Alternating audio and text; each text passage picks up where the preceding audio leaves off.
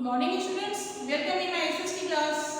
Students, this is your SST class of Student 6. Students, आप लोगों को मैं ज्योग्राफी में चैप्टर 21 स्टार्ट की थी पिछले दिन, जिसमें आप लोगों को मैं इंडिया के क्लाइमेट कंडीशन के बारे में बता रही थी कि कैसे लोगों के जीवन में जो प्रभावित करने वाले फैक्टर है उसमें दो सबसे इम्पोर्टेंट फैक्टर है। कौन कौन? फर्स्ट है आपका फिजिकल फीचर्स एंड सेकेंड है क्लाइमेट कंडीशन। तो आइए आज आप लोग को द साइकिल ऑफ सीजन्स के बारे में बताने जा रही हूँ। The variation in temperature, amount and distribution of rainfall and the monsoon winds cause 4 distinct season in our country. तो टेम्परेचर में वेरिएशन और वर्षा का वितरण और मानसूनी हवाएं हमारे देश में अलग अलग मौसमों का कारण बनती है। They are cold weather seasons, hot weather seasons, south west monsoon seasons, seasons of retreating monsoon, जिसे हम ऑटम सीजन के नाम से जानते हैं। तो आइए फर्स्ट आपका है समर सीजन। समर सीजन को देखते हैं, मार्च टू मई। समर सीजन का जो समय होता है वो कब से कब तक का रहता है? मार्च से लेकर के मई तक का रहता है। इसमें वेदर कंडीशंस जो होता है वो हॉट एंड ड्राई होता है। The northern hemisphere begins getting heated by the direct rays of the sun, which starts moving northwards from the equator. इसमें जो नॉर्दर्न हेमिस्फीयर में सूर्य की सीधी किरणों से गर्म होने लगती है। जैसे आप लोगों को मैं बताई थी इससे पिछले वाले चैप्टर में ज्योग्राफी में कि जैसे सूर्य की रोशनी जहाँ पे वर्टिकली पड़ता है, जहाँ पे जो सन रेज है वर्टिकली पड़ता है, उस एरिया में क्या होता है? गर्मी ज़्यादा पड़ता है। तो आपको इस समय में जो है सो नॉर्दर्न हेमिस्फीयर में जो है सो सूर्य की सीधी किरणों जो पड़ती है, सूर्य की किरण जब वर्टिकली पड़ती है तो ज़्यादा गर्म होने लगता है, जो इक्वेटर से उत्तर की ओर बढ़ने लगती है। And the Indian land mass begins to get warm and temperatures in North India rise up to 30 degrees Celsius in March and above 40 degrees Celsius by May। तो भारतीय भूभाग जो है सो गर्म होना शुरू हो जाता है और उत्तर भारत में जो है सो टेम्परेचर मार्च में 30 डिग्री सेल्सियस तक और मई में जो है सो 40 डिग्री सेल्सियस से भी ऊपर हो जाता है। And during this period hot winds called loo blow from Rajasthan to the neighbouring states. और इस सीजन के दौरान, इस अवधि के दौरान जो है सो जो गर्म हवाएं चलती है जिसे लू के नाम से जाना जाता है। जैसे आप लोग को घर में भी सुने होइएगा अपने मम्मी पापा से या फिर अपने पेरेंट्स से, जो गर्मी के दिनों में जो है सो लू चलती है, यानी यही जो गर्म हवा चलती है जिसे लू के नाम से जाना जाता है। In Kerala also there are local thunder storms called mango shorts which help in lightning the mango crop. Similar storms in West Bengal and Assam are called काल वैशाखी। तो स्थानीय गरज के साथ जो बारिश होती है, केरला में भी क्या होता है कि स्थानीय गरज के साथ जो बारिश होती है, जो आम की जो फसल होती है वहाँ पे उसको पकने में ये जो बारिश होती है सो बहुत मदद करती है। और पश्चिम बंगाल और असम में इस तरह के तूफानों को हम क्या कहते हैं? काल वैशाखी के नाम से जाना जाता है, काल वैशाखी कहा जाता है। सेकेंड आपका है monsoon season, June to September. Monsoon का समय कब से कब तक का रहता है? जून से लेकर के सितंबर तक। Weather conditions hot and wet. By this time north India observes high temperature. इस समय के दौरान जो है सो नॉर्थ इंडिया में, उत्तर भारत में जो है सो हाई टेम्परेचर होता है, 40 डिग्री सेल्सियस तक पहुँच जाता है। And the plains and the Thar desert develop intense low pressure because the heat makes the air light and so it starts rising. This attracts cold winds from the Arabian Sea and the Bay of Bengal to take its places. These cool winds are called the monsoon। तो इस समय जो है सो planes जो मैदानी भाग होते हैं और थार डिजर्ट में तीव्र नीम दबाव विकसित होता है, क्योंकि गर्मी हवा को हल्का बनाती है इसलिए ऊपर उठने लगता है। इसकी जगह लेने के लिए अरेबियन सी और बे ऑफ बंगाल से ठंडी हवाएं आकर्षित करती है, जो इन्हीं ठंडी हवाओं को क्या कहा जाता है? मानसून कहा जाता है। The monsoon winds that come to India starts in southern hemisphere As these winds cross the equator, they swing to their right due to the effect of rotation of the earth and become southwest monsoon winds over the Arabian Sea and the Bay of Bengal. तो इसलिए जो है सो आपको भारत में आने वाली जो मानसूनी हवाएं जो साउदर्न हेमिस्फीयर से शुरू होती है और ये हवाएं इक्वेटर को पार करती है।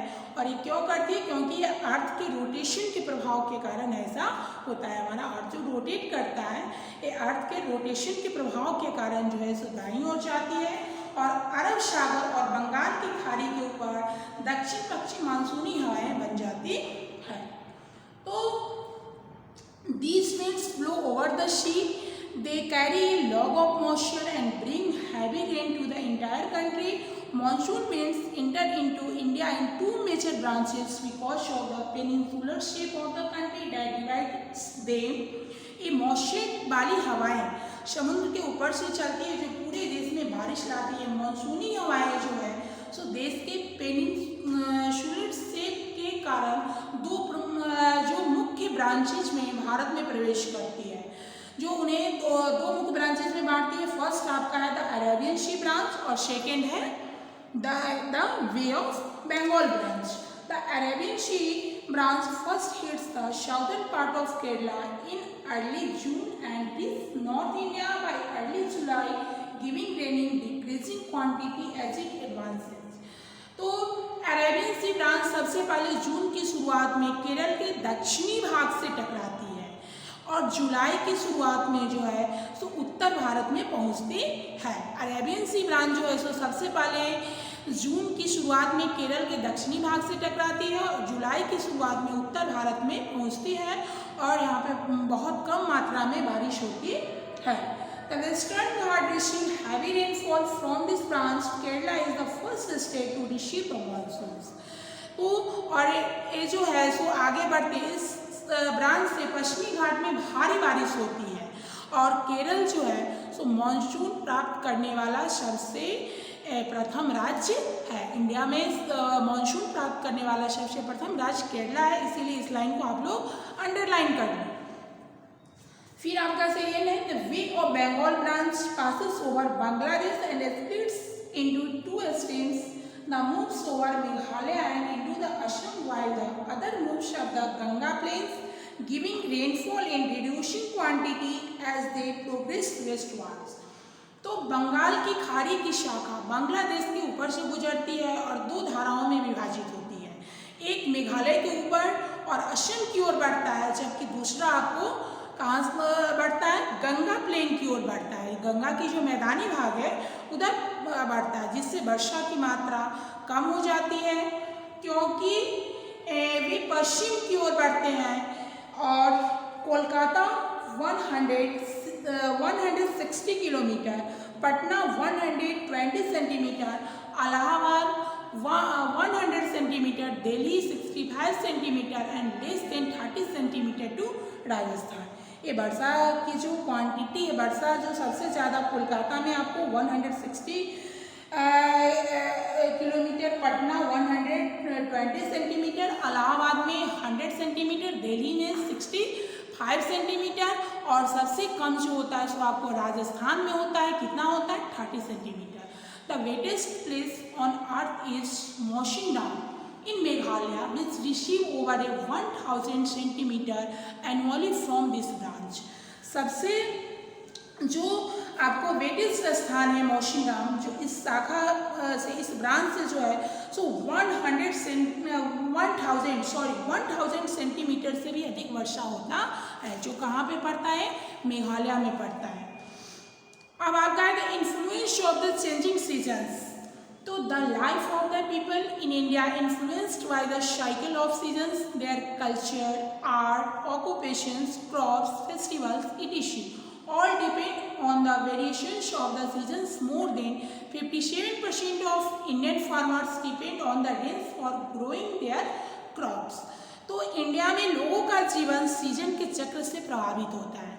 इंडिया में जो लोगों का जो लाइफ है इसी सीजन के चक्र से प्रभावित होता है और उसकी संस्कृति, उसकी कला, उसका व्यवसाय उसका फसल, उसका उत्सव सभी मौसमों की विविधता पर निर्भर करता है। जो ये सारे जो चीज़ है एक किस चीज़ पे निर्भर करते हैं, मौसम की विविधता पर निर्भर करते हैं। और यहाँ पे जो है सो 57% से अधिक भारतीय जो किसान जो है सो अपनी फसल उगाने के लिए किस चीज़ पे डिपेंड होता है, ये वर्षा पे डिपेंड होते हैं। And the retreating monsoon season October to November, अक्टूबर से लेके नवंबर तक का रहता है और जनरल वेदर कंडीशंस है कूल एंड ड्राई होता है। By September, the sun begins to shift towards the southern hemisphere and India start to get cooler. तो सितंबर तक जो है सो सूर्य आपको कहाँ चला जाता है, ये जो है सो साउदर्न हेमिस्फीयर में यानी कि दक्षिणी गोलार्ध की ओर शिफ्ट होना शुरू हो जाता है और इंडिया में इसके दौरान जो है सो ठंडा थोड़ा थोड़ा ठंडा पड़ने लगती है। और by this time start in the northern hemisphere the sun is now shining directly on the tropic of Capricorn और इसके दौरान जो है सो आपको सूर्य जो है सो सूर्य की रोशनी कहाँ पे, ट्रॉपिक ऑफ कैप्रिकॉर्न पे जो है सो पड़ती है। The plains of north India and the third district get externally cold and an intense high pressure centre is formed here. और इस समय जो है सो नॉर्दर्न हेमिस्फीयर में ये शुरू हो जाता है क्योंकि ये जो है सो सूर्य की जो सीधे जो रेस है वो कहाँ पे पड़ती है, ट्रॉपिक ऑफ कैप्रिकॉर्न पे पड़ता है और उत्तर भारत में प्लेन और थर्ड डिस्ट्रिक्ट बाहरी रूप से क्या हो जाते हैं, ठंडे हो जाते हैं और यहाँ एक तीव्र उच्च दबाव केंद्र बन जाता है। हवाएं केंद्र से बाहर की ओर बहती है और वर्षा नहीं करती है। Winds blow outward from the centre giving no rain and coastal areas observe moderate climate. The Himalaya regions observe heavy snowfall at this time. और कोस्टल एरियाज में जो है सो इसके दौरान जो क्लाइमेट मॉडरेट रहता है और हिमालय रीजन में जो है जो हिमालय का जो क्षेत्र है वहाँ पे आप देखते हो कि इसी समय के दौरान जो है सो क्या होता है, स्नोफॉल होता है। Only 2 regions receive rainfall during this time और इस समय केवल 2 क्षेत्रों में वर्षा होती है, Jammu and Kashmir, Punjab, Haryana and Delhi receive rain in January from cyclones called western disturbances which originate in the Mediterranean region and enter India from the northwest। तो इसमें जम्मू एंड कश्मीर, पंजाब, हरियाणा और दिल्ली में जनवरी में जो है सो आपको वेस्टर्न डिस्टर्बेंस कहे जाने वाले साइक्लोन से क्या होती है, वर्षा होती है जो मेडिटेरेनियन रीजन में मेडिटेरेनियन क्षेत्र से उत्पन्न होते हैं और उत्तर पश्चिम से भारत में प्रवेश करती है।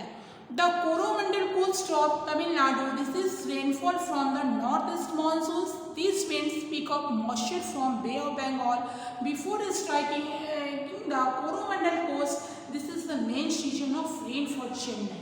तो तमिलनाडु के कोरोमंडल तट पे उत्तर पूर्व मानसून से वर्षा होती है और ये हवाएं कोरोमंडल तट से टकराने से पहले कहाँ गिरती है, बंगाल की खाड़ी से नमी उठाती है और चेन्नई के लिए वर्षा का जो है मुख्य मौसम जो होता है सो यही होता है।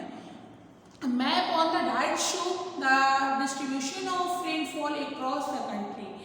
को मैप के ऊपर जो राइट तरफ जो है सो देश भर में वर्षा के वितरण को ये दर्शाता है। तो इस प्रकार से आपका ये साइकिल ऑफ सीजन्स कंप्लीट हो गया। स्टूडेंट्स अगर इसमें कोई प्रॉब्लम होगी तो आप लोग बताइएगा। Okay, thank you.